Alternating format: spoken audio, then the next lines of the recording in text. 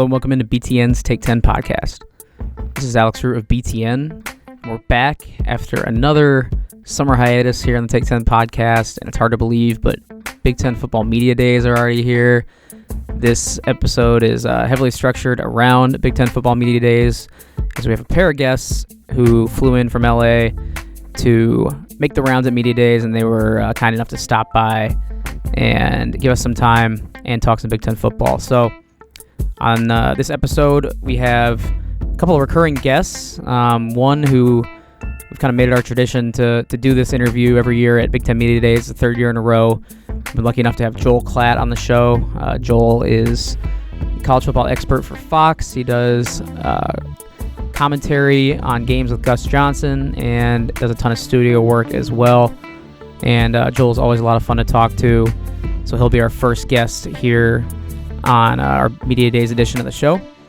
Then after Joel, we welcomed back Bruce Feldman to the show. He's also been on, actually never in person until we met him here this week, but he'd called in, I think, each of the last two football seasons to offer his expert analysis, as he's one of the most respected and accomplished college football analysts in the sport.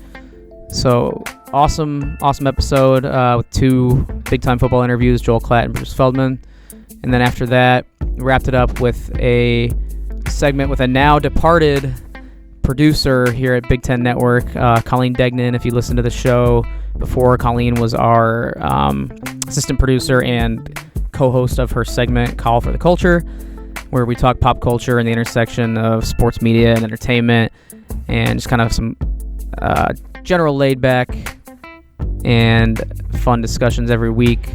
And Colleen actually left us here at BTN to take a job across town at NBC Sports Chicago, and she recorded her final Coll For the Culture segment before leaving BTN. So like I said, a jam-packed episode awaits, and we'll get right to it, and we'll have Joel Klatt lead off and get us going with our interview from Chicago, Illinois, and Big Ten Football Media Days. It's Joel Klatt. All right, I'm very pleased to be joined by a recurring guest here on the show, friend of the pod, Fox college football expert, Joel Klatt. Joel, how's it going? It's good. I can't wait for this year. I don't know why. It's just like every season, it's like Christmas for us college football fans. I mean, for me, this is like the unofficial start of the season. Yeah. Because it doesn't stop from now on. So. I always think to myself at Media Day, I'm like, okay, I could still use a few more weeks, but we'll see. How's your summer been, by the way? Good. I did some golf. That was fun. I enjoyed that. And spent a lot of time with the kids. I can't tell you how many times I've thrown my kids around in the pool, because they're 7, 5, and 2, and my boys just want me to just throw them up in the pool. So I feel like I've gotten all of my lifting done by just throwing my kids around in the pool. I was going to say, don't hurt yourself. You were at Pebble Beach for golf for Fox? Yep. Tell me a little bit about that. What was that experience like? And I know you're a golf fan, so that's probably pretty cool. I love the sport. I love to play it. It was just kind of a magical week. Not only the location, obviously the venue is great. It's one of the great golf venues that we have on the planet, but it was a really good championship. And it was also something I've always enjoyed, new challenges as it relates to my career. And that was certainly a new challenge. I don't have any formal training interviewing people or really doing that type of a setting. So it was a really kind of a magical week. I enjoyed it. It was fun, and it was something that I hope can continue, but we'll see. So I was in and out of the coverage that weekend, but were you in a scuba suit or something like that? Were you diving? At one point I did. I dove around for some golf balls, and I can tell you right now, I felt like a fish out of water. I don't have much experience in the ocean. Certainly not free diving in a 5 millimeter, scuba suit down there. It was freezing cold. But my hands, I didn't have a suit on my hands. I had a hood on and everything, but my hands got so cold. And there's so much like carp and seaweed in there that I kept getting tangled up, and I had this weight belt on. So when I tell you that I wanted out of that water immediately, I wanted out of that water. Everyone said, "Oh, it looks so cool." I'm like, "Oh, I would trade places with them in a heartbeat." It's gonna be tough to top this year in our college football coverage. We'll see if we can figure something out. So now we're in late July, getting ready for football like we talked about. I'll apologize on behalf of the city of Chicago, first of all, because the 2 days you're here, it's like 100 degrees out with about 90% humidity. Like 8 a.m. it was like the largest bolt of lightning and thunder that I've heard all summer. Like, I didn't realize thunderstorms happen in the morning. Well, you live in LA, so. Which they don't happen in LA, but when I grew up in Colorado, they were always an afternoon thing. Like, I had no idea you could have thunderstorms at 8 a.m. All right, so when you do visit Chicago and it's safe to go outside, what's your favorite place to visit, or maybe a favorite spot to eat? What do you do when you're in town? So I got to Wrigley a couple years ago. That's my favorite place in Chicago. We sat in the bleachers, which was amazing. Had a dog. I love to go to Gibson's for dinner. I love Lou Malnati's pizza. What's another good one? I've heard Fig and Olive, I believe it is a really good restaurant. Au Cheval Burgers. Maple and Ash. Maple and Ash is a good one. Is a new one. If you're in the mood for burgers, Au Cheval is like. I haven't done that. Yeah, Au Cheval. It's pretty close by. Check it out. I might have to check that out because I can tell you right now, I am starving. I feel you on that. The box lunch. God bless them. The Big Ten's pulling in more revenue than any other conference. We got these horrendous box lunches. I'd tell Jim this right to his face. I'll tell Kevin this. Is there anything, clearly there is, I'm being a little sarcastic here, but bear with me. Is there anything more depressing than a boxed lunch? I'd rather have a lunch in a paper bag. You know why? It's a very clear reason. At least in a paper bag, I could potentially get a PB&J sandwich, which is far greater than whatever they try to give me in that box lunch today. Oh, you got to tell Kevin Warren. Jim doesn't care. He's on his way out. Jim doesn't care at all. I'm going to tell Kevin Warren, you take some of that $770 million annually and you get some better lunch. Sitting here next year, we'll have it maybe catered and get some burgers. Do you think we will? Probably not. All right. Just give me a peanut butter and jelly station. Next year, Joel, we'll be sitting here. This is a big question, Alex. You ready? I'm going to interrupt you. Crunchy or creamy? Peanut butter? Yes. I like crunchy. I don't know if I can continue being on this podcast. The door's right there, but I think it's something growing up. I like the crunch, and I don't eat PB&Js really anymore, so I'm not very passionate about it. Wait, but I'll take it. I'm ham and cheese, turkey too. What? This is no. First of all, I graduated from the creamy is better than crunchy because crunchy rips the bread up. That's just ridiculous. And the crunch, you don't need the crunch. You know why? The peanut butter is already the crunch. I didn't say you don't need any more flavor. I didn't say I didn't like the cream. I could live with a little crunch on my sandwich. You can't like creamy and crunchy. I am a creamy guy, and anyone that likes crunchy peanut butter, I just don't know about your life. See, that's the fire I like, Joel. I like that you bring that here because we need a little bit of that opinionated attitude. That's what you wanted me on and I'm going to get that out of you in a little bit here. That's right. Because we're entering year 3. Yep. The Fox Big Ten partnership. Has it really? We're growing tighter. Yeah, it's crazy. It's wow. your 3rd year on the show. At the very beginning, we were talking about the birth of it. Exactly. You were just feeling me out? Yeah, so... You didn't know I hated crunchy peanut butter? I did not know that. Okay. I didn't do my homework. Okay. So I want to get, besides your observations on peanut butter, your general observations about nice the Fox and Big Ten partnership the last 2 years. You coming to a bigger role, calling Big Ten games, getting to Michigan, Ohio State every year, and what you thought just about how our partnership has kind of grown, and then how you've liked going around the Big Ten. I've enjoyed the Big Ten immensely. I had never really been to Big Ten games before this because, I grew up in the Denver area, went to Colorado games, was kind of a Big 8 guy, played in the Big 12. Then our contract for so long throughout my entire beginning of the career in this industry was always with the Big 12 and the Pac 12. And so that's just what I knew. I had been to all of those venues, multiple times over, and I'd never really been. I'd been to Nebraska, obviously, but I was struck. Like 2 years ago, when I started doing games in the Big Ten, it just felt different. And I've told this to people in the Big 12. The fans are there earlier. The bands are bigger and louder. The venues are bigger. The venues are louder. It means more. It's a bigger feel. It's more traditional. I've absolutely loved it.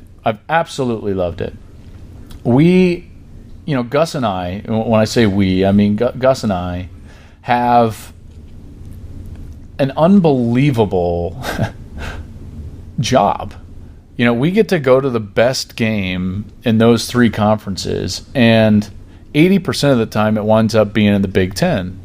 not only because of the quality of the teams, but also the quality of the venues. So I consider myself really lucky. I got to tell you, there's only a few places that I haven't been yet in the conference. I haven't been to Penn State yet.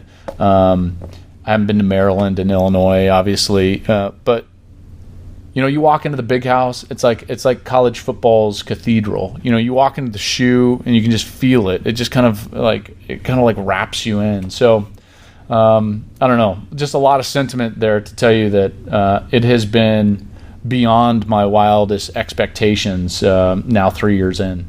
Well, it's been fun watching, and I like when we have you on. I think in the past it was every Wednesday or something like that, and I liked hearing your opinions because you're always very opinionated and you defend your opinions, BTN? Just like on BTN and on BTN. Peanut Butter and Jelly. So I want to get your... Listen, if you can't defend your own position, then you don't have a position. I told you I'm not that passionate about it. We could talk. Which is fine. We can talk pizza. No. I'm not saying you. I'm saying in general. Oh, okay. Okay, so everyone's asking me, like, why are you so opinionated? I'm like, well, I'm not really that opinionated, but if I have an opinion, I'm going to defend it. Right. Or else I'm not going to have an opinion. Does that make sense? I'm not mad at you. I'm just saying this in general. Sense, and that's why. So if someone's going to ask me like about college football, I'm either going to be like, yeah, or I'm going to have an opinion, and then I'm going to defend it if need be. So for me, this is a sport that the subjective matters so much that you better have reasons. You better have reasons. You better have details. You better have all sorts of things ready to go. Because what I can't handle, not that I'm mad. I don't know why I'm getting all mad. It's because of the crunchy peanut butter. No, what I have a hard time with is the blanket statements with no merit. I hate them. I hate them. I hate blanket conference is better. This conference is better than that conference. I hate it. I want to look at data. I want to look at facts. I want to make sure we have reasons for why we are doing things in this sport. And I think if we don't do that, then we're in trouble. Well, I think it's hard to evaluate that data when the playing field isn't always level. That's a great point. You have conferences that will schedule cupcake games on week 11. You have conferences that won't play the same amount of in-conference games as other conferences. I've got a great example for you. And listen, the Big Ten is not immune to this, okay? Right. There's no division in college football that has a bigger schedule imbalance than the West Division in the Big Ten. Just because of the way the conference is made up. It's unavoidable, but it is a major imbalance, which is one of the reasons why we've seen champions out of the West that we've seen. That's why I think we're going to see Nebraska as a champion this year, just because of the way their schedule falls. Now, having said that, I will give you 2 points that I want to point out. The first being that the national landscape, we are playing such a different sport all across the country, and I'm actually I want to turn a corner, because what has happened in the past is that I've tried to speak for one schedule and against another, and all that does is it turns one side off from the argument. How about I just argue we all need to play the same schedule makeup? That's all I'm going to argue. I don't care if it's 5 conference games or 6 conference games or 7 conference games or 8. I don't care if it's 9 or 10. I just think that everybody should play the same schedule makeup. That's all. So, SEC, are you wrong? No, you're not wrong. You just play the schedule that's best for you. And more power to you. ACC does the same thing. They have their tie-in with Notre Dame, which improves the quality of their schedule a little bit as far as Power 5 opponents, including Notre Dame. That's not anybody's fault. Let me give you an example, okay? And this brings me to my second point. When I look at some of the prognosticators and some of their top 10 teams in the country, you see the obvious ones like Alabama and Clemson. You'll see teams like Oklahoma, Texas, maybe LSU. You're going to see Michigan, Ohio State, maybe Florida gets thrown in there, maybe Utah, I don't know, depending if you're looking at maybe a Phil Steele. Well, if you look at all of those teams' schedule, there's one giant outlier, and it's going to impact not just this conference, but this conference's ability to get its champion potentially into the college football playoff. That outlier is that Michigan this year plays 7 consecutive weeks against Power 5 opponents or Notre Dame. 7. That's more than any of those other top teams by 2. Sure. The only other ones that come close are teams like Georgia and Oklahoma, Georgia, Oklahoma, and Michigan State, who have 5. Alabama, Clemson, Florida, and Notre Dame, of the top teams that I was mentioning, right? Do you know how many times they're going to play Power 5 opponents on consecutive weeks? Tell me. 3. Alabama plays 3. Clemson plays 3. Florida plays 3. Notre Dame plays 3. Ohio State, LSU, and Texas 4. Georgia, Oklahoma, Michigan State 5. Michigan plays 7 straight weeks consecutively against Power 5 opponents or Notre Dame. That's like crunchy and creamy peanut butter in my mind. Like, it's completely different. Mm-hmm. The way that impacts this conference is that I think some, maybe me included, and I'm not sure really, where I totally come down, would favor Michigan to win the conference. They've got a great O-line, a really good quarterback, seem to be going in the right direction offensively, at least from a schematic standpoint. Got a really good defensive coordinator, which leads you to believe that they're going to continue to play quality defense. They get their rival at home. You can say they might win the Big Ten Conference.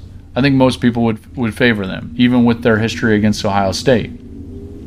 I don't know if they can go through that schedule like I just told you with the requisite record to get into the playoff. Mm-hmm. So now you're impacting not just Michigan, you're impacting the Big Ten.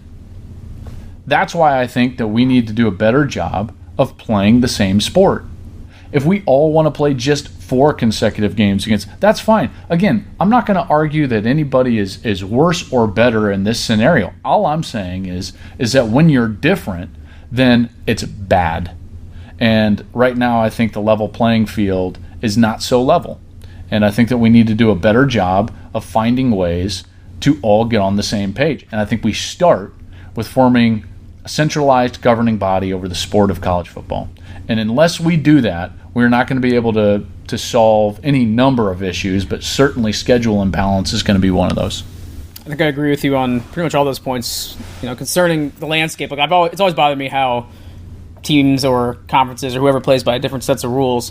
One thing I definitely interject one more point, and it's I want to reiterate my point. I think we need to move.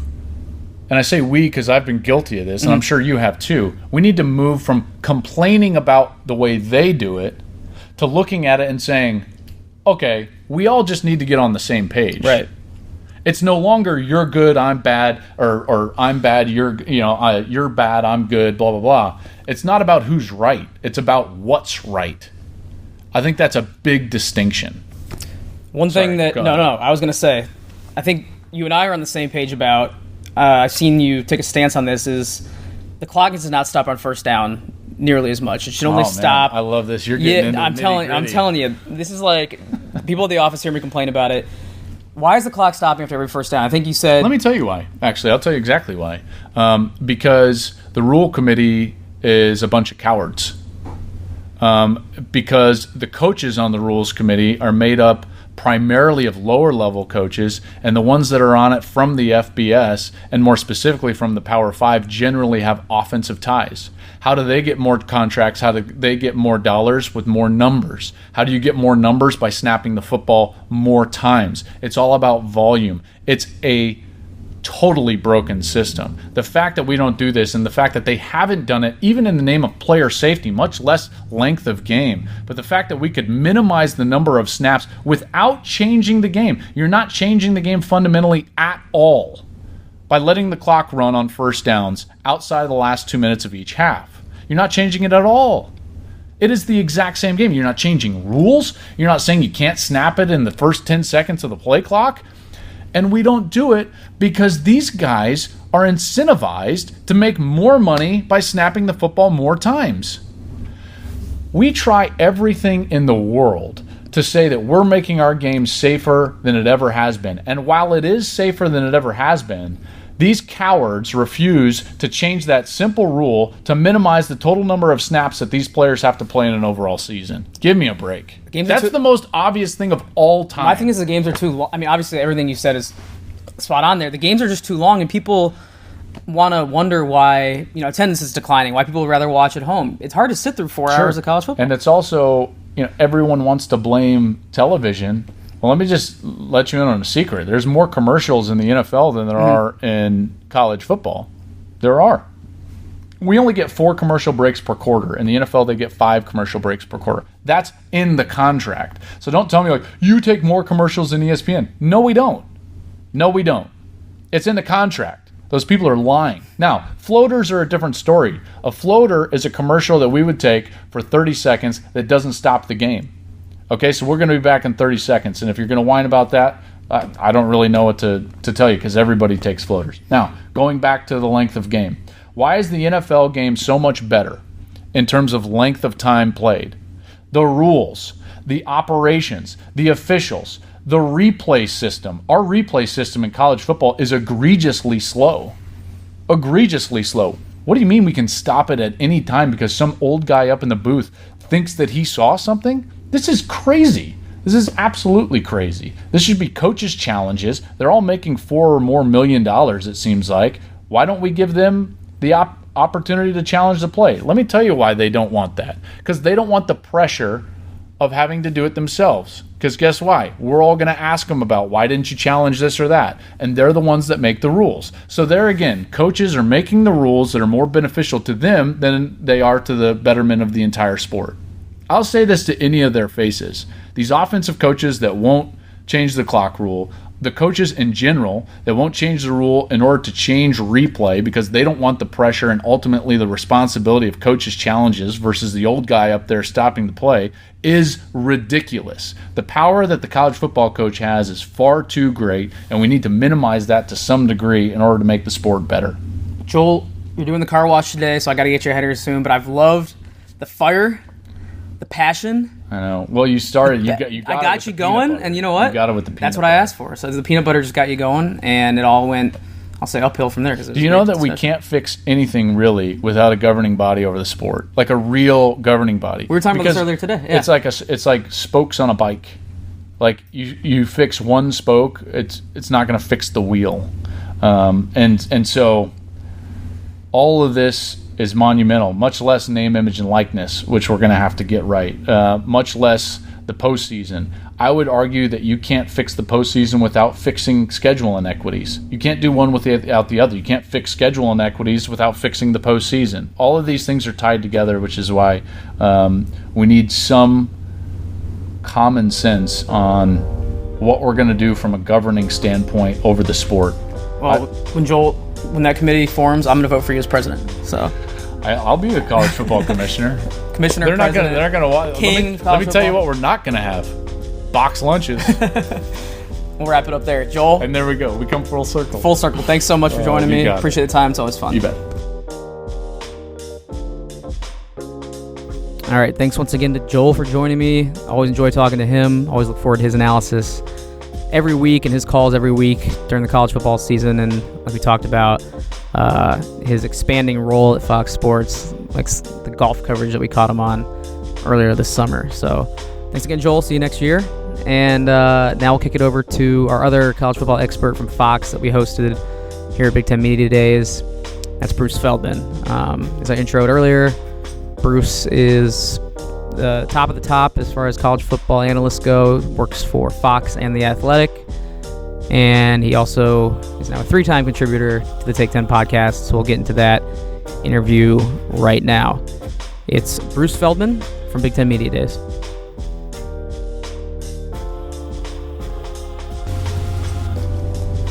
All right, very pleased to be joined once again by Bruce Feldman, this time in person for the first time. So good to see you, Bruce. And Bruce writes for The Athletic and does college football coverage with us here at Fox Sports. So Bruce, finally good to sit down with you here in person. It's good to meet you in here. I'm excited. Football is just around the corner. Absolutely. And, it kind of sneaks up on you every year, I feel like, and it hits you all at once at Media Day.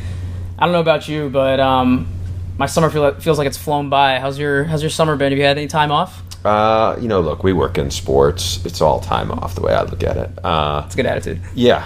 It gets you by after a while. So I think what's been fun is, you mentioned I'm writing for The Athletic, so I've been able to get out on the road and do some stories that I've really kind of been able to spend some time with and develop, and that's been good because it kind of goes hand in hand with my work for Fox and as a sideline reporter. So it's been really good. Now just kind of can reconnect with a lot of people and a bunch of coaches who I know here in Chicago. So our crew for Fox, I think I have 3 Big Ten teams in the first 2 weeks. So I'm excited about it.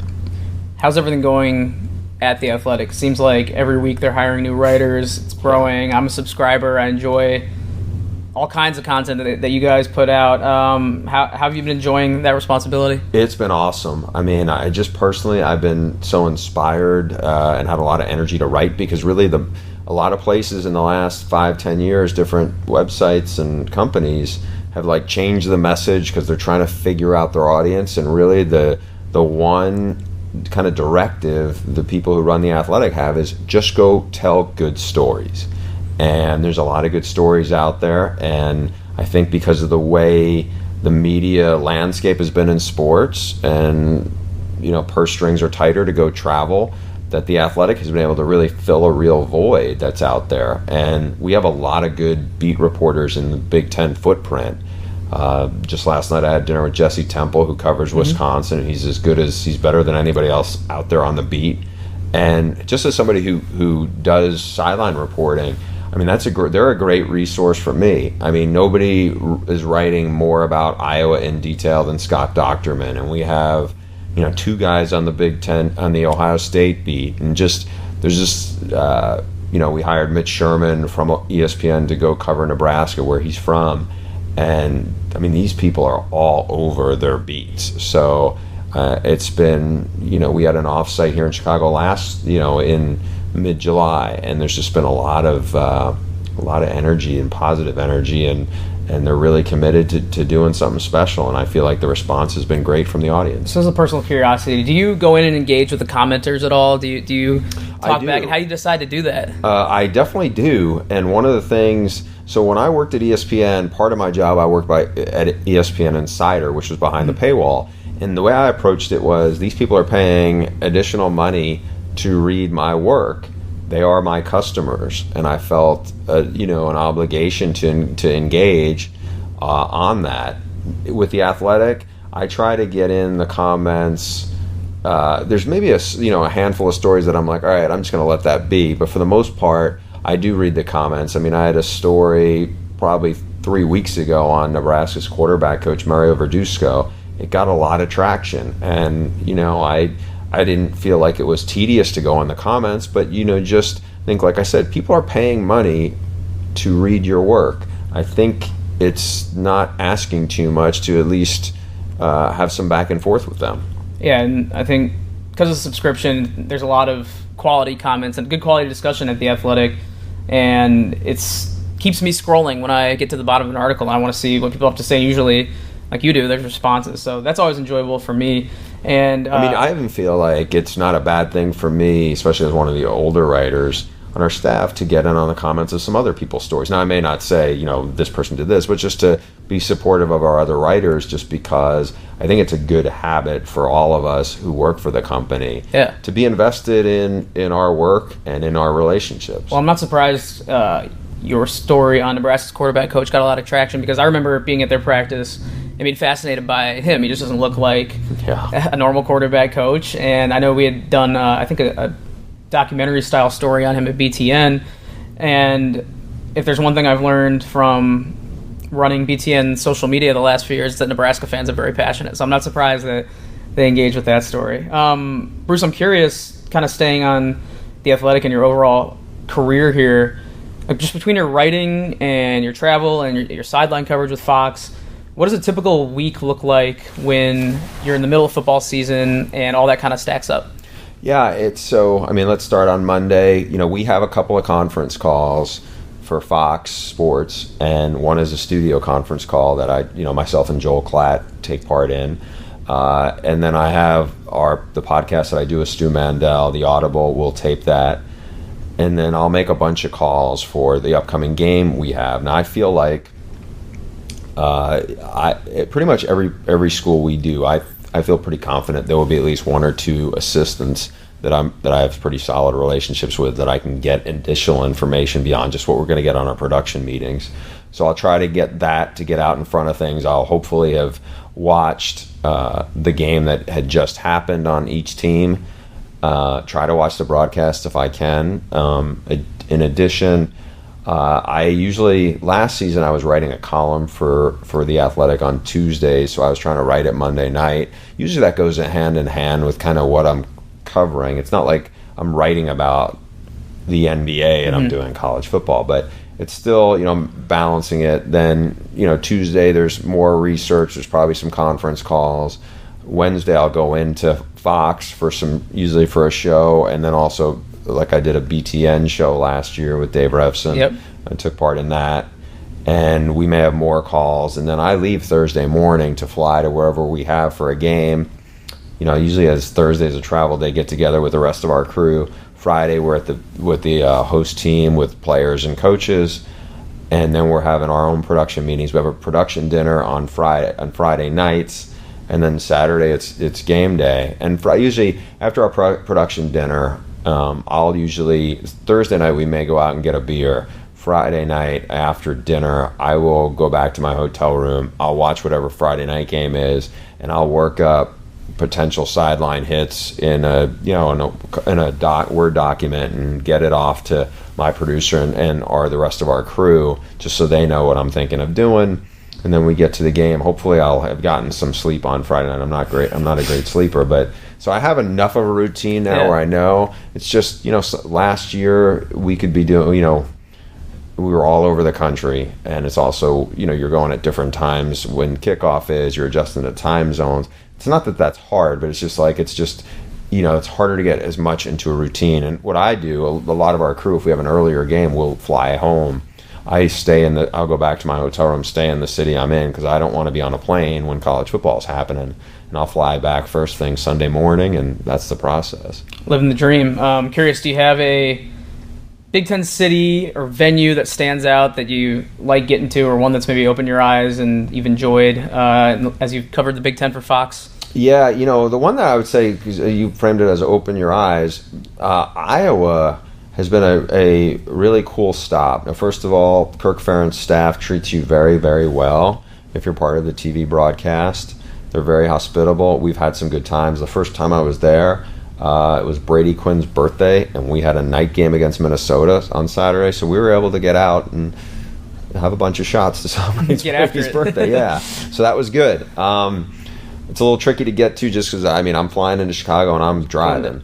Yeah. So you do the drive from Chicago, I do. Cedar Rapids? Or I kind of have a rule that if it's under 4 hours, I'm going to do that. That's right at the 4 hour mark, yeah. Yeah, it's a little less than that, but I think Madison is a really beautiful town, and it's a very cool place to see a game.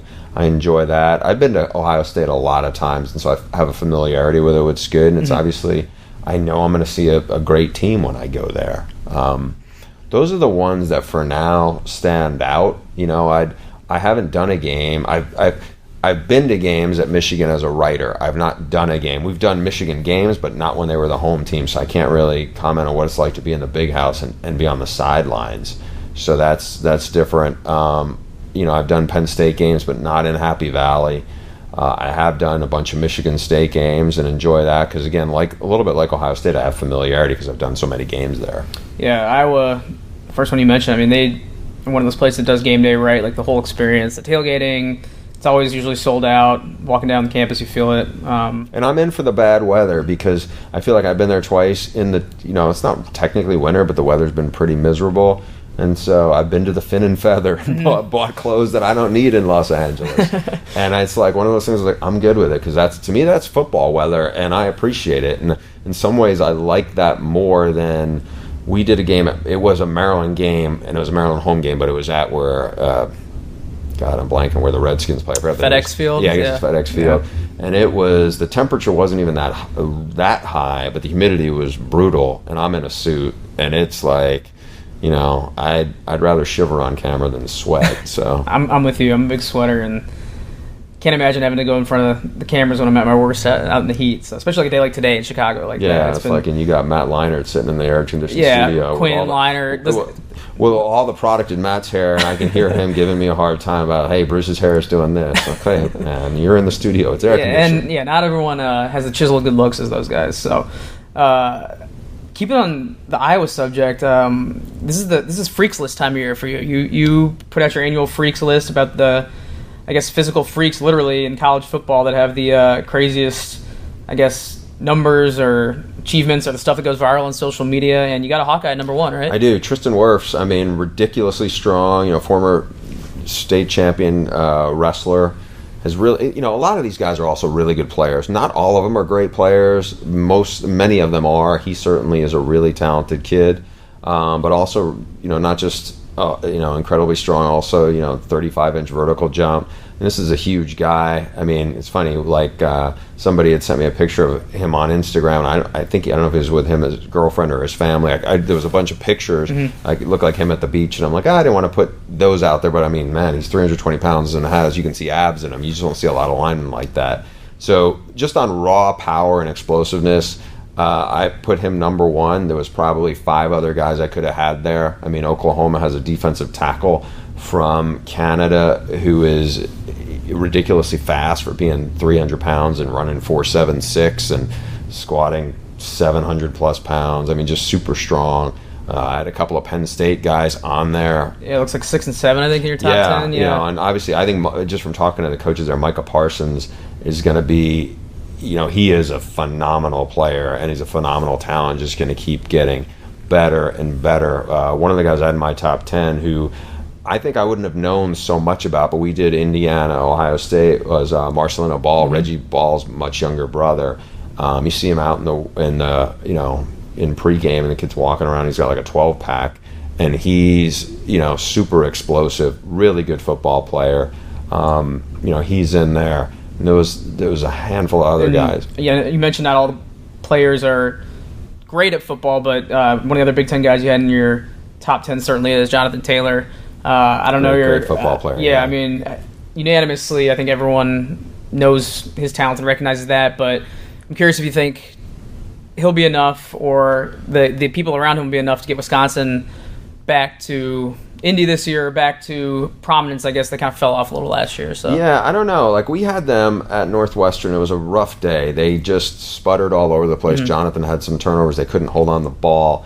That was a game where Jack Cohen had to. It might have been his first start because, they were just out of sync, right? And I'm curious to see if they have a bounce back because they've been so good for so long. You just don't expect them to kind of go in that direction. And obviously, he's a key piece. I still think that there's plenty of talent around them. What I do think has happened in the West is the rest of that division has gotten better, right down to the bottom. Like Illinois, who's been really young, I think they're much better. I definitely think Nebraska is going to be a lot better. I think that Minnesota, you saw the way they finished last year. I mean, we have a Minnesota Thursday night game early, so I've talked, a lot of folks about them. I think they're very competitive. Purdue. Yeah, Jeff Brom. I mean, they got the most exciting player maybe in the country, much less the conference, and Rondell Moore. I think that as long as Jeff Brom's there, they're dangerous, right. So, and I think Iowa's going to be really, really good. Can't forget about the champs either. No, you can't. I mean, we have them week 1 at Stanford, and I can't wait to see Hunter Johnson. I mean, that's a great quarterback matchup. A former 5-star kid quarterback at Clemson transferring in. They're going to be really good on defense against KJ Costello, who's a really good quarterback in the Pac-12. I mean, I know people have joked it's the Nerd Bowl. I mean, those are 2 really good teams. Before we wrap up, Bruce, let's talk a little bit about the East. I know you just mentioned Mr. Ball at Indiana, and I know you were impressed with Indiana last time we spoke and how they performed against Ohio State. I don't think anyone has them as a contender, but who do you have as a potential champion? I think Michigan is kind of the hot topic because it could be the year they finally get past Ohio State, especially with Urban gone. Penn State is always lurking. And then Ohio State is a fascinating story with Ryan Day in his first year there. So what are you looking for out of the East before we wrap up here? I'm gonna roll the dice and say this is the year Michigan breaks through. I mean, I'm a big believer in Josh Gaddis. I think it's a gamble because he's never been a play caller. He's never been the OC. Now, he's incredibly well respected by all the people who've worked with him. He is very charismatic and he is really confident.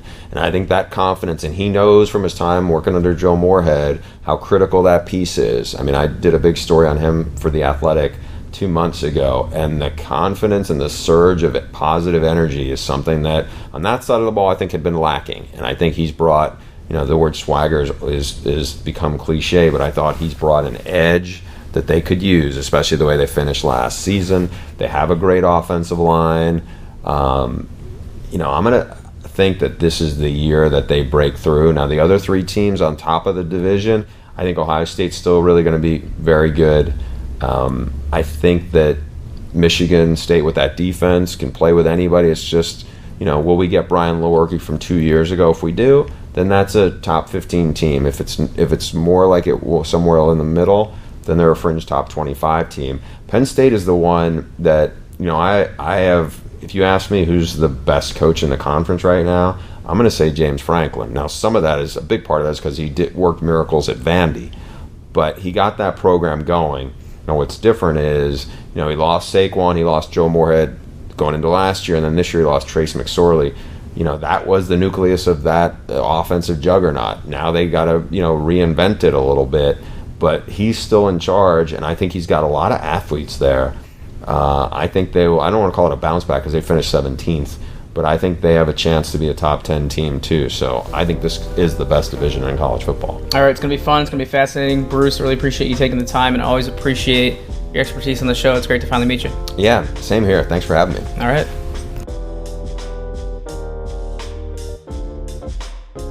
All right, thanks once again to Bruce for joining me.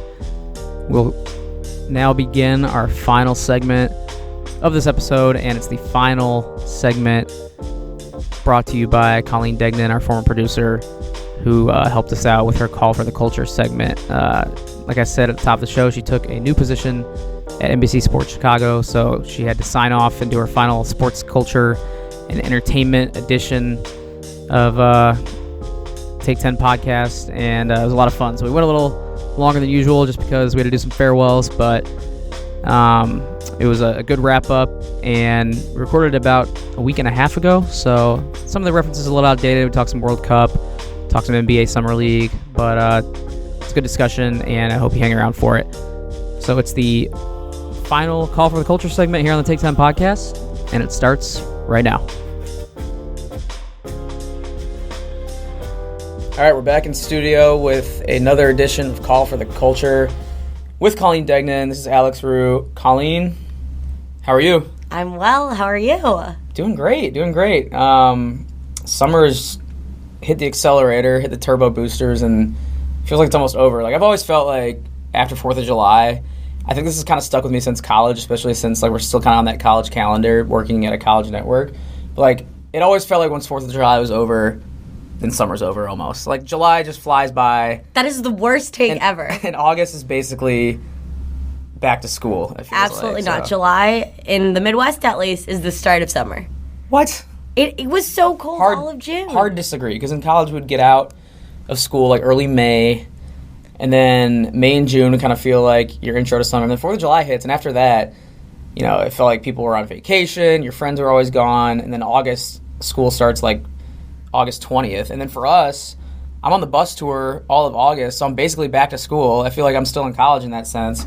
And then football season is right around the corner. So I feel like we're already definitely on the back 9 here, maybe even on the last 5 holes of summer here. I'm still warming up. I'm in the driving range. I'm on the putting green, if we're sticking with this golf analogy. All right. Let's get past the small talk, because we have some serious and big news for you to share. We're taping this on July 9th, 2019, and our last episode, I actually wasn't aware of this news on, I think it was July 1st or whenever we recorded the last one, and we were making big plans for the future and talking about how we're going to conquer the world on the Coll For the Culture on the Take 10 podcast. But you have some big news to share, so let's let the audience hear it. Oh gosh, putting me on the spot. I mean, I guess, yeah, I'm coming to a close here at BTN. This Thursday's the final day for me here. So you're leaving to do what? Staying in the sports world. You can find me over at NBC Sports Chicago.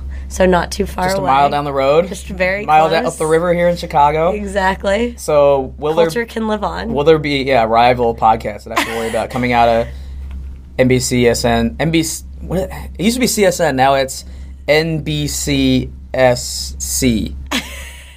Whatever. It doesn't roll off the tongue very well. Already throwing shade. Not as short as BTN, wow. but, quick to kick me to the curb. Will there be a rival podcast popping up? We'll see. NBC Sports Chicago. We'll see. They actually do have a good podcast network over there. They have like one for each team, I think. The Bulls talk, the Cubs talk. Obviously, I watch a lot of that channel with my favorite teams being on that channel. So congratulations to you, Colleen. Before we wrap up here, before you leave, we obviously did get one more edition of Coll For the Culture, and so it's going to be a good one. Love it. Thank you. Thank you. All right, let's do it. And just we'll stay in the theme of you, to start, stay in the theme of you leaving and kind of tie it in with some of the Summer League action we've seen out of the NBA in the first couple weeks of NBA Summer League. And first of all, I just have to say, I'm a big fan of Summer League. I don't think I'm alone in that. It feels like the NBA season never really stops, but there's not like an obligation to really follow. You can just kind of tune in as you please. I don't know about you. It's amazing. It's like recreational, feels like a little bit more relaxed, casual. You're taking stake while some of these players are still getting traded around, figuring out what the roster is going to be. It's a big kind of convention in Las Vegas with like all the real players or established players hanging around, not playing but watching. Right, and it's also a good chance for a lot of our Big Ten alum to get some PT. Yeah, there's a ton of Big Ten players showing out.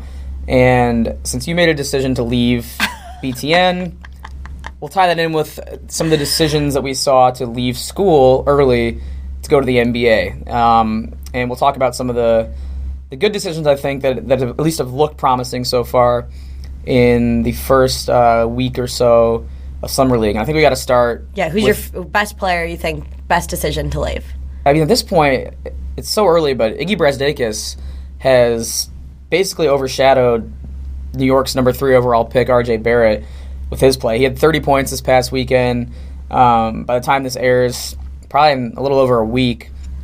I could be completely wrong, but I mean, Iggy's showing out. He's opening eyes, and he'll definitely have a chance to have a prominent role in that team because the Knicks are going to stink. So Iggy, I think, somebody that I kind of was skeptical of him leaving at first because I thought if he stayed another year, he could probably establish himself as a first-round pick, easy, maybe a lottery pick. But, with John Beilein leaving now and maybe Iggy obviously believing in himself and being a very confident guy, it looks like it's paying off so far. Yeah, his confidence never lacked during this past season, so I'm sure he's doing very okay in that department. I was watching to see if he still did the money sign that he does after made threes, and he's still doing it in the NBA. So like you said, his confidence is not lacking. I'm going to stick with Michigan for the next one. Jordan Poole is a guy who is not so much Summer League related, even though he has played well in the Summer League so far, but I was skeptical that he'd even get drafted coming out of Michigan after 2 years, just because he wasn't like a first-team All-Big Ten guy. There's guys that had better Big Ten careers objectively than Jordan Poole, who didn't get drafted, who weren't really on the radars of NBA teams. Poole was a first-round pick of the Golden State Warriors. I did not see that coming. So another kind of opportunity for him with like Golden State kind of in this mix, retooling a little bit. Yeah. So shout out to the drip god Jordan Poole. Just a couple other quick ones. Isaiah Roby and Amir Coffey. Roby out of Nebraska has looked good for the Mavericks in Summer League so far. He was a draft pick that it wasn't even, he didn't really have to sweat it out. He went, I believe, in the second round to the Mavs, and Amir Coffey looked really good for the Clippers so far. So Coffey was a guy that I wasn't sure if his game would translate to the NBA. It's still a long way to go. We're like 1 week into Summer League. None of this is established, but could be premature, but we're also hopeful. Yeah, I think he put up 23 points for the Clippers. So we'll see how many of these guys stick.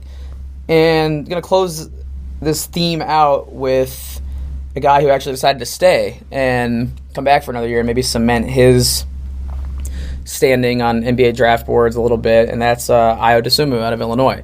He's getting a ton of preseason buzz as one of the top returning players in college basketball. He'll probably be an All-Big Ten selection in the preseason.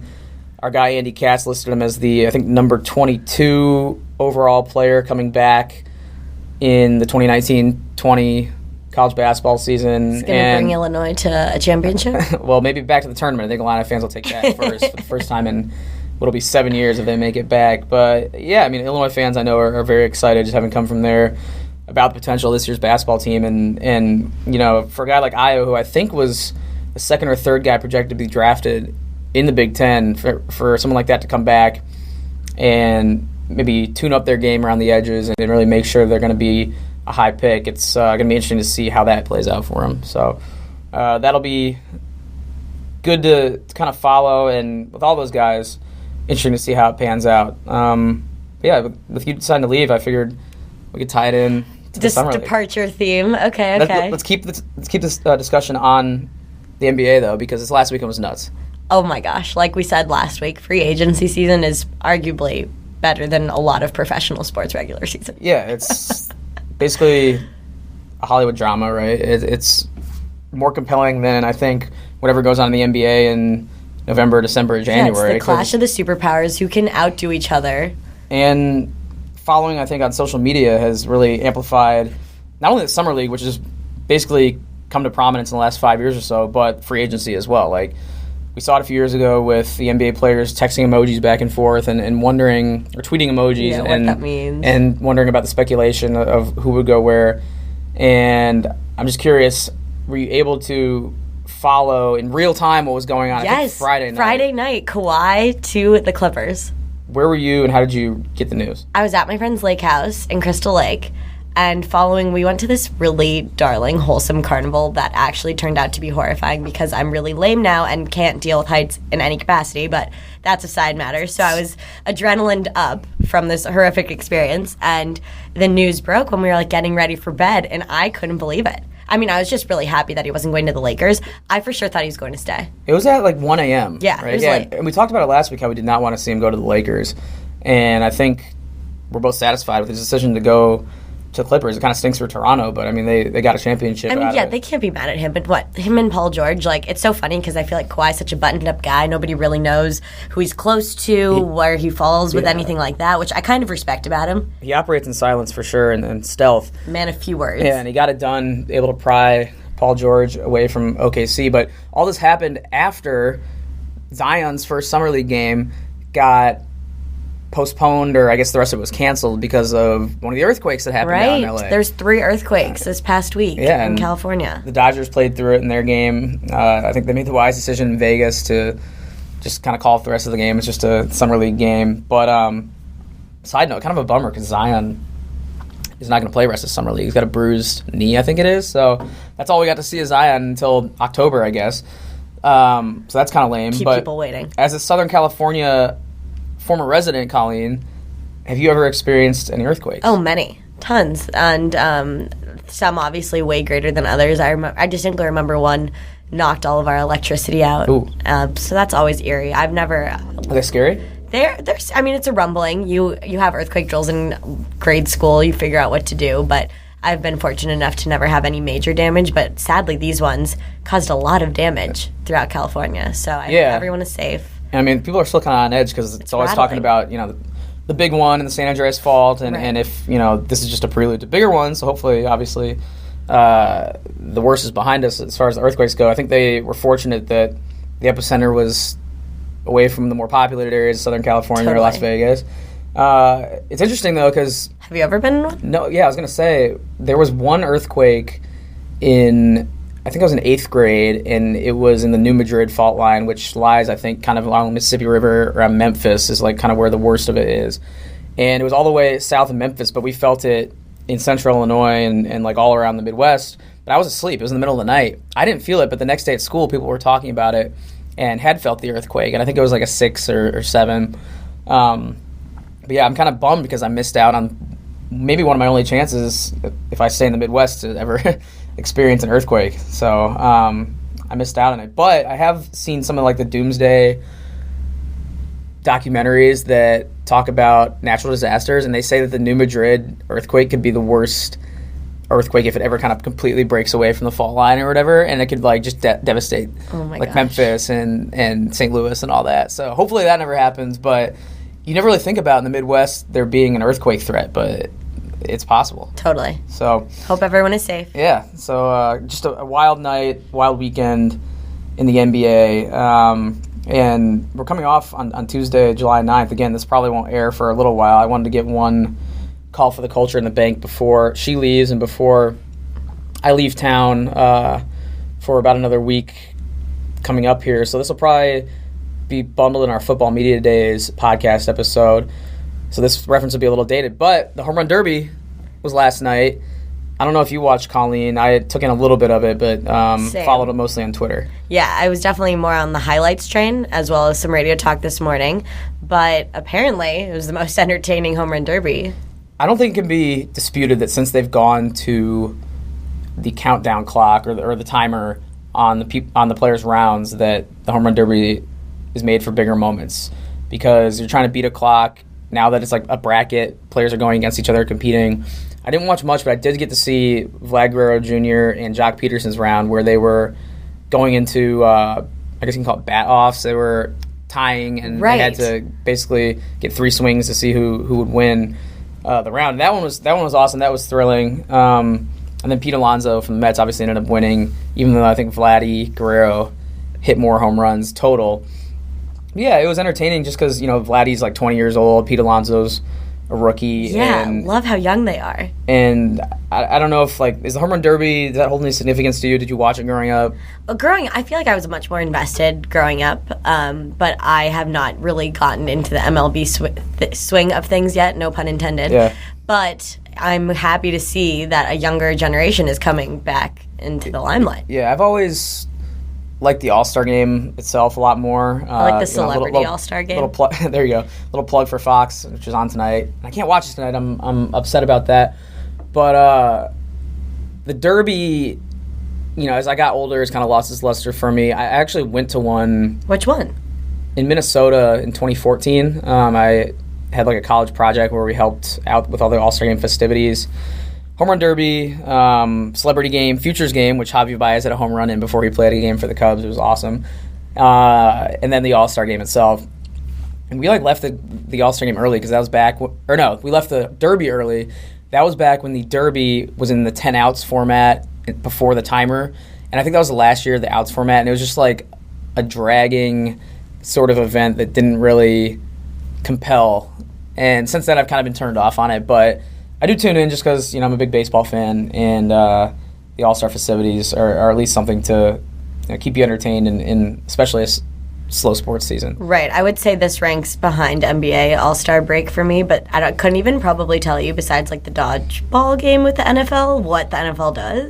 The Pro Bowl is the worst, I think, by far. Oh my God, yeah. I mean, they obviously don't try, which for good reason. You don't want anyone getting hurt. Right.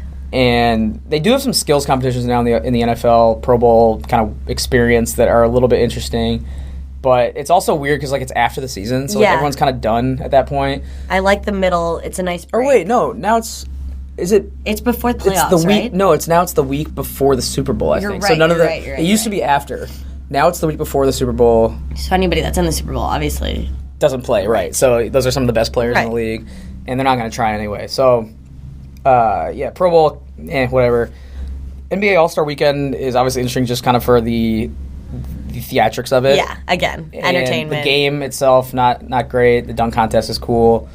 3-point, whatever. It's all pretty entertaining. I think the MLB All-Star Game is the most entertaining game because you can't fake baseball. You have to at least kind of throw your hardest. You have to kind of play within the rhythm of the game. And as a batter, you're not going to go up there and get embarrassed. You have to swing and try and get a hit. So as dumb as I think the old rule was when the winner of the All-Star Game got home field advantage in the World Series, which was going on for 10 years or so. You're playing for something. Yeah, as dumb as it was entertaining to watch during the All-Star Game. And it's also the Home Run Derby, doesn't the winner get $1 million? You're that's playing new. For a nice purse. That's new. And you think about it, I saw a bunch of tweets last night kind of highlighting the fact that Vladdy Guerrero and Pete Alonso, both rookies, making the rookie minimum. Big for them. They were making, I think their salaries are $500,000, $550,000. That's totally right. So they could have doubled their salary almost last night by winning the Derby, and Pete Alonso did that.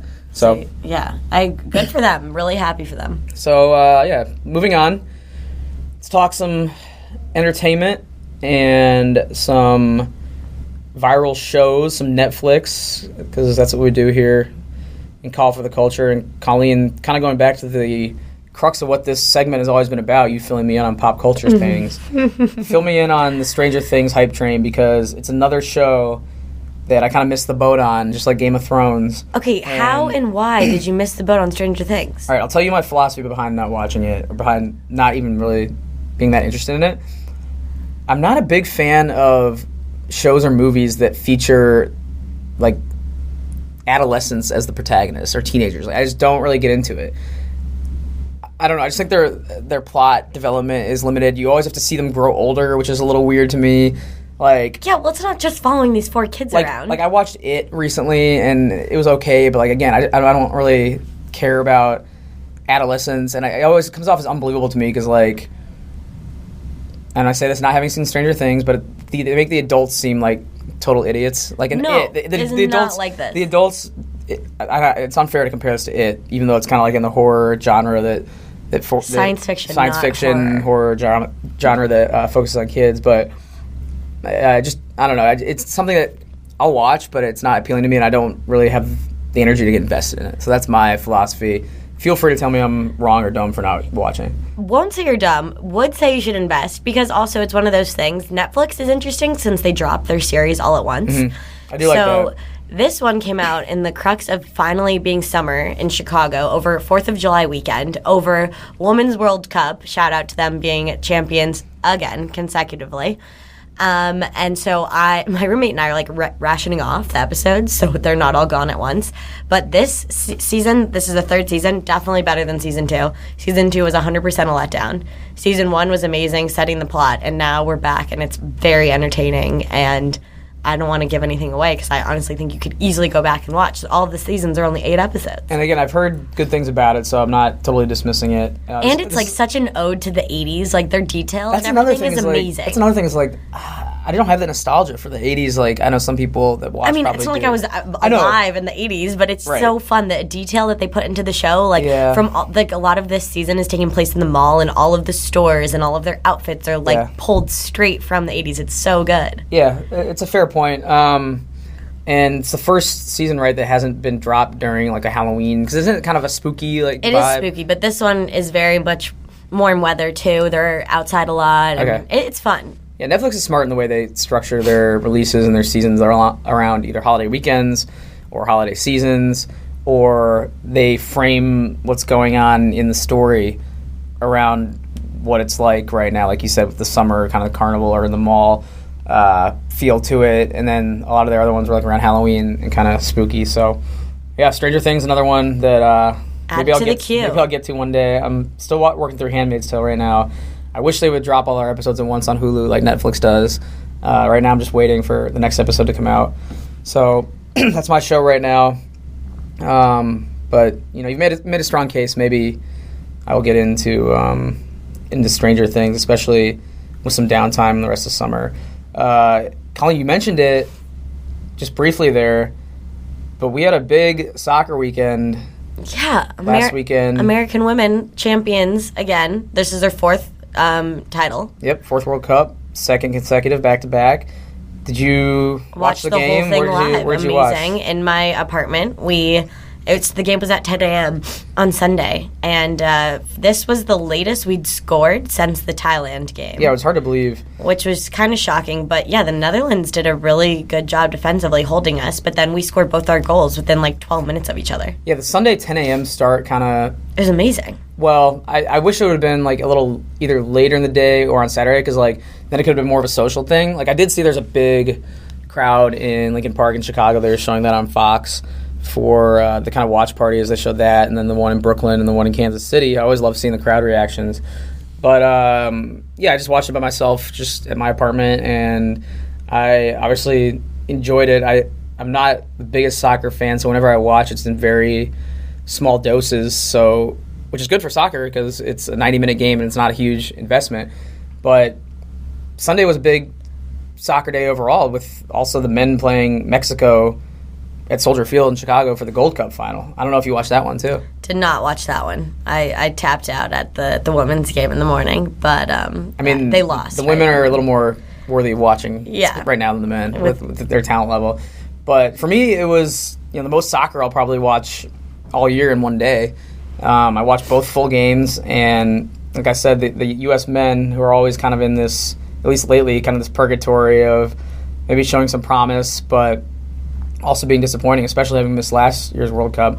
They got shut out by Mexico on our home turf here in the United States, in Soldier Field in Chicago, and it was nuts to see probably 80% of Soldier Field filled with Mexico fans. Really? Yeah, it was a festive atmosphere. Saw a lot of Mexico fans walking around downtown on Sunday in their jerseys. They care deeply about, I think El Tri is what they're called, or what they call their team in Mexico, and they're rowdy. So it was crazy to see, like, when Mexico did score their goal, everyone was throwing their beers or their drinks in the air, and it honestly looked a little wilder than most Bears games. So, Fun. I think a soccer game. Should have gone. I know. I think a soccer game would be a lot of fun to go to. It's on my list of things to do that I haven't done, especially a big one. The problem is with these high-profile games, like tickets. I was looking on secondary market for Mexico-U.S. were $200. So yeah. Well, isn't there rumors that Chicago Fire is coming back to start playing at Soldier Field? I think that's the case. I don't know for sure, but I think I would be a bigger soccer fan or would be more enticed to go if it was at Soldier Field, because right now it's in the suburbs and it's just hard to get out there. Really hard to get to. And you look at some cities that have really embraced their MLS teams: Atlanta, Seattle, Portland, Austin will. LA. Their stadiums are downtown, right, easy to get to, and it's really an event that, you know, right in this city we just don't really have right now. So totally. Yeah, maybe. I mean, we say this, I feel like, every time soccer rolls around, wraps up their big tournament, like, hey, like, maybe this will continue momentum. I do think it does. Been a slow build, but it's gotten bigger in the U.S. every year. Yeah, congrats to the women again, because amazing. Great accomplishment. Now they're on their world tour. They're going to be hitting the ESPYs. I think they're in New York today, and they'll have to fly cross country. They'll be on ESPYs. every talk show for the next couple of weeks. Did you see them? Rightfully so. They are so entertaining on all social media. Did you see them getting off the plane yesterday when they landed? Rolling, and all of them in their matching sweat outfits, holding champagne. I was going to say, those women were partying hard. Rightfully so. I know, rightfully so. It was funny. They were just rolling off, posing, rolling off like.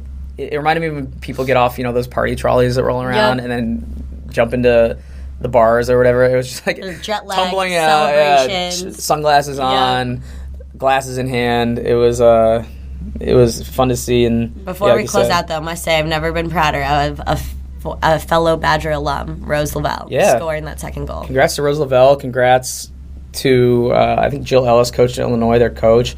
The goalie went to Penn State. And I feel like I'm missing one Big Ten alum. But Rose Lavelle obviously had the big goal and was really the clincher to make it 2-0. Yep. And she's only like 20. She's 24. Yeah, 24. Younger than wild. Me. Makes me feel very unaccomplished. But she could be like the next big star in U.S. soccer, kind of to follow in the footsteps of Rapinoe and Abby Wambach. And then women like Mia Hamm before them. Yeah, Alex Morgan has still got a long ways to go. She's still got a long career ahead of her. Yeah, I mean, they're celebrities and they deserve it. So, congrats to them. We'll put a bow on that topic. And before we go, Colleen, since it is your last Coll For the Culture episode, I'm going to have to bring a couple of my favorite Colleen memories. Yikes. On Coll For the Culture. And we'll start off with one that at the time you begged me not to talk about. Oh, my God. But since you're leaving, I'm going to bring up and give you a hard time about. And I think since we're past it a little bit, it's a little easier for you to admit. So, just a quick story. We talked a lot of Portland Trail Blazers on Coll For the Culture. Colleen's a big Blazers fan. And if this segment continues, it has to be known as a Blazers podcast. Throughout their run throughout the last postseason, the biggest shot, obviously, was Damian Lillard's series-clinching shot to send OKC home, the step back over Paul George. And the morning after that happened, it was a late night. I think it happened after midnight here in the Midwest. And I rolled into work, and I asked Colleen, did you see the shot? And she just gave me a look, and right away I knew that she had fallen asleep and missed the shot. Colleen, do you have anything to say for yourself about missing the biggest moment? Okay, in Blazers laptop was on stomach. Felt like I woke up the next morning, immediately got to see all the highlights, but I couldn't lie. I think we should give myself more credit than that, rather than pretending like I stayed up for the whole thing. It's just so painful that It's as not as a secondary fan, like as a fan that was living vicariously through you because my team wasn't in the playoffs. It's like that would be something that I could see happening to me. It reminded me of the fever pitch scene where Jimmy Fallon misses the big Red Sox comeback against the Yankees because he's on date night and he thinks he's like, the happiest he's ever been, and then it's kind of his downfall in the movie because he realizes he misses a huge game. But you're being a good sport about it, and it's all in the past, and Dame's coming back, and the Blazers have another probably good season ahead of them, so it's not the worst thing that ever happened.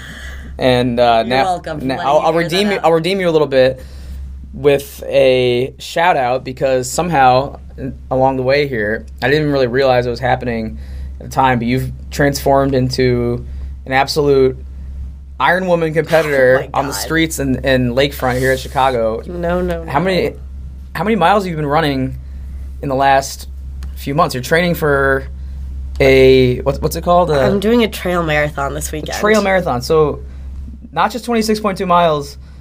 26.2 miles on a difficult terrain and course, right? Yeah, I don't know why I signed up. I'm really actually horrified by it. The training I've just done the same as I would for a normal road race, but like I've been reading articles and it's like, the first 800 feet is completely on a mountain. I'm just like, oh God. Where is this? Where do we have mountains? Or Mountain Hill, whatever. Devil's Lake, Wisconsin. Okay. But that's crazy. Like you've been literally running like 15 to 20 miles before work some of these days. As somebody who likes to run but stays in like the 3 to 6 mile range most times. Just still amazing. No, like it makes me really admire that resolve and will to go out and do that, especially on work days. Like that's nuts. People usually save their long runs for the weekends. Well, thank you. Unbelievable. Thank you. Let's hope that I'm here to tell the tale afterwards. Yeah, good luck this weekend coming up. And good luck getting your second marathon in the bag. Speaking of congratulations, one more shout out before you leave that I have to give you is the new president of BTN, Francois McGillicuddy, who Big Ten fans might not be familiar with yet, since he just took the reins this past few months. He'll be at Big Ten Media Days speaking coming up, and he'll be on TV and front facing. He came up to your desk and congratulated you and said he's going to miss you, which is pretty impressive for a new employee of the president. Shout out to Francois for recognizing his employees. But I got to be honest, if I was leaving tomorrow, I don't know if I'm on as good of a first name basis as you are. So that was pretty cool. Thank you. I mean, I think it is a direct correlation to my chattiness, and I can't keep quiet in the office. So in these summer months, I've been a little bit louder than normal. So maybe it's from that. But yes, that was funny that he's now getting to know me as I am now leaving the office. But yeah, it's kind of ironic in that way. It's like you, the first name basis and as you're leaving. But I've no doubt that at NBC Sports Chicago, you'll make the same good impression on the powers that be there. Jeez, I hope so. All right. Before we wrap up, Colleen, we have to do one more edition of Yeet or Yikes. I think it's evolved from, it was just yes or no at first, and then it became Yas or Yikes. Now it's Yeet or Yikes. And which must live on. Yeah, we have to, I'll definitely implement this in the future somehow.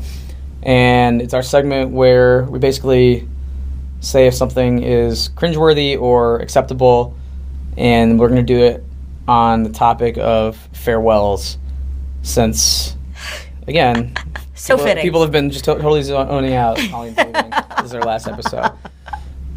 First one, you have a bunch written down here. The first one I'm going to get us started with is, since you're a Packers fan, the whole Brett Favre saga of retiring and unretiring, which I think was a big yikes, because I remember being, I think like in middle school or high school, and seeing every day on SportsCenter people camped out at his like Mississippi home, and then seeing if he was going to come back, and Aaron Rodgers being left kind of in limbo, and then him finally coming back, but then going to the Vikings, and it was just a big cringeworthy drama I usually don't like when players can't make up their minds about retiring or not. I get that it's hard for athletes because they're so competitive, but that was a big yikes. And as a Packers fan, you've been following this. I didn't know this was like a new development here. This is so funny. When you said you wanted to talk about this, I immediately thought you meant what happened 2 weeks ago. Which I hadn't heard about. When Aaron Rodgers and Brett were golfing together in the Bahamas, and somebody hacked Brett Favre's Instagram and posted that he was coming back. Quote, hacked. It was probably him or Absolutely not. And so wait, were the two connected? Like, he said he was coming back while he was golfing with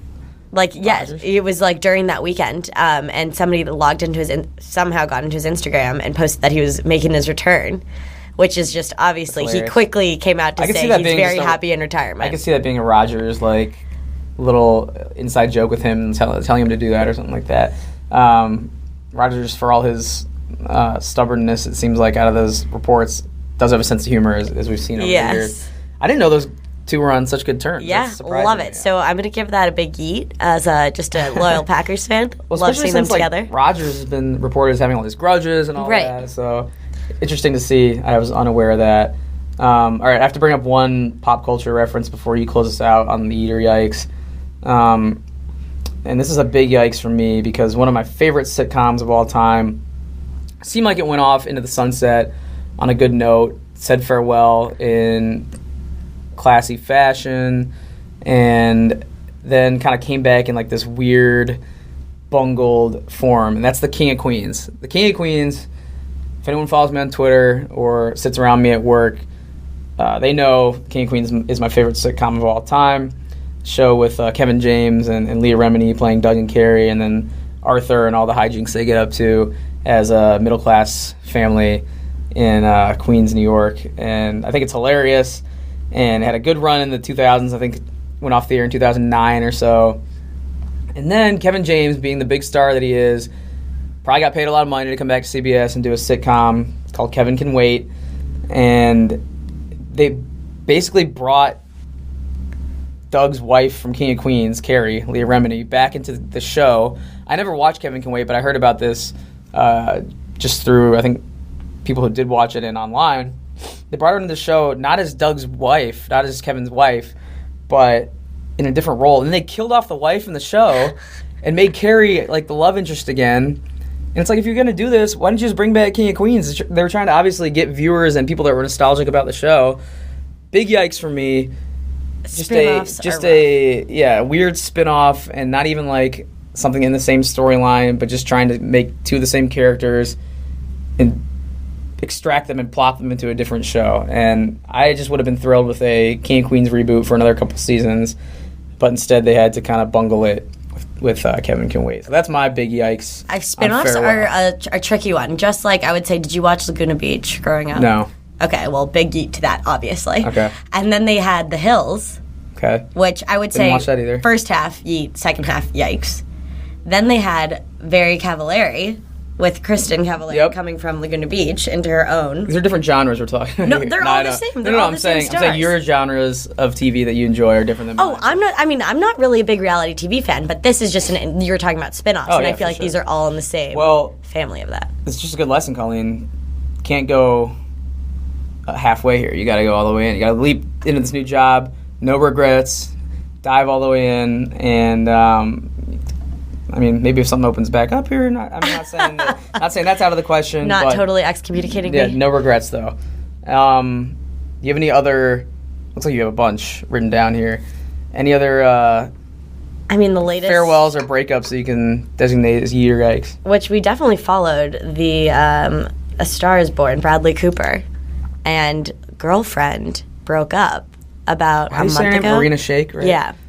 And so that is the biggest breakup that I could think of right now. Was it because of Lady Gaga? So I don't think so. But, how could you say it wasn't after all of those rumors and allegations? And just the very public displays of affection. That people were picking sides. You could attribute it to them acting out their roles in the movie, but I don't know. I saw some sparks flying there that once you hear the news about the breakup, I think there's probably a little more to it than what was going on, in their roles in the movie. So that one's interesting. Is that a yikes or year for you? I'm kind of going to go Yeet, just because I do secretly want Bradley Cooper and Lady Gaga to get together, but that's just me loving the movie. It's a yikes. I was so sick of their just dog and pony show by the end of it. Oh my God. Did you ever end up even watching the movie? We get it. Yeah, I saw Star is Born. And Okay. Good song. I like Shallow, the song, but it's like, what show? What was it, the Oscars or the Grammys, where they're just doing the whole staring in each other's eyes thing? Puke. Okay. Yikes. The Jonas Brothers, together for a while. Then we've got some separation. Did they go out on their own? Kevin didn't. Nick went out on his own. Joe was in that band, DNCE. Remember that song, Cake by the Ocean? Oh, yeah. Did you know he was the lead singer of I that? didn't know that. There you go. Now they're back together. So that's probably And a yeet, crushing right? it. Huge eat. I literally am living for the Jonas Brothers all over again. Yeah, they're on a big comeback tour, so that's a yeet. What else we Okay. got? NSYNC, Justin Timberlake going out on his own was the best decision of his life. Oh, huge star. Okay, so agree. I love JT. Good. Just making sure. Kind of controversial when Freddie Mercury tried to go out on his own. See, I'm bad with music, bad with references. I did not see. What was the movie called? Bohemian Rhapsody. So I have no sort of frame of reference for this. Was it a good call? Bad call to go out on his own, but then he ended up coming back together. Then he died, didn't he? Yes. So R.I.P. R.I.P. Unfortunate. Yikes or yeet? Bad call, you said, going on his own? I would say I would say that it's a yikes to go out on his own. Gwen Stefani from No Doubt becoming Gwen Stefani, B-A-N-A-N-A-S. I didn't know she was in like a group before. What? I know, like I remember her from is Bananas, B-A-N-A-N-A-S, and all those other Harajuku Girls, songs. all that. Yeah, this is like again middle school for me. So You didn't know she was in No Doubt? No. Oh. I told you I'm bad with music. Okay. I did know about Beyonce and Destiny's Child though. So although I love Beyonce, Destiny's Child, amazing. But it's a big eat, right? I mean, yes, but also like wish maybe they had like one more album together. Is there like a feud with them? Was there stuff that's come out, drama? I don't know. I think it was like back in the day. Like again, we were a little bit young. I mean, Beyonce is bigger than music itself, Well, so fair. you can't question her decision there. Okay, a country one, Darius Rucker being a part of Hootie and the Blowfish before being his own country star. I'm lost on this one. Really? I know both of those. I know. Like, I Only Want to Be With You. Yeah, I know Darius Rucker and I know Hootie and the Blowfish, but I have no like idea if it was a good decision or not. Okay. Well, you have a itinerary here to listen to. Last one. Fergie, Black Eyed Peas. will.i.am is on his own too, right? From Black Eyed Peas. Yeah. Also, yikes. Yikes. I would say they were way more. We're going to say way more yeet when they were together, and way more yikes on their own. The most recent memory we have of Fergie is that national anthem Yeah. a couple years ago, where like the NBA players were literally laughing at her. I think it was during the finals last year. Yeah, it was sad. It's a little sad, but it's a little funny. Yeah. So I'm going to probably go with yikes on her solo career, because the Black Eyed Peas were just so legit when they were together. I loved them. You're just bringing back all my middle school music Exactly. memories. Like, these are like middle school dance songs. Yes, a little bit cringe. You're kind of ashamed, It's like, but kind I of got loving. a feeling. Yeah. It's gonna be all right. Really good list you put together there. I needed to rely on your pop culture and music knowledge there, especially because I'm still here for I'm it. kind of illiterate when it comes to that. I'm so. just a phone call away. I know. Whoever I'm needs not some ruling help. out a return appearance. I mean, I literally have guests on every show that don't work here, so it's not like Keep it alive. It's not like it's out of the question. I think we set a record on time on this one, pushing 40 minutes on the final edition of Coll For the Culture, so we did it big. Colleen, again, congrats on the next step in your career. It's cool that you're staying in sports. It's a tough industry, obviously, to be in, but you're carving your way in it, and going to be excited to follow and see what you do, and I'm excited for you to get me tickets to Blackhawks and Bulls games in the future. So sentimental, and then just had to, finagle your way in at the end. Thank you, Alex. It's been real on the pod. I'll miss sitting across from you. I'm sure our listeners will miss the segment as well. So, like I said, we'll be following, and thanks for all your help, contributions, and I'll let you sign us off one last time. I will eventually talk to you next time.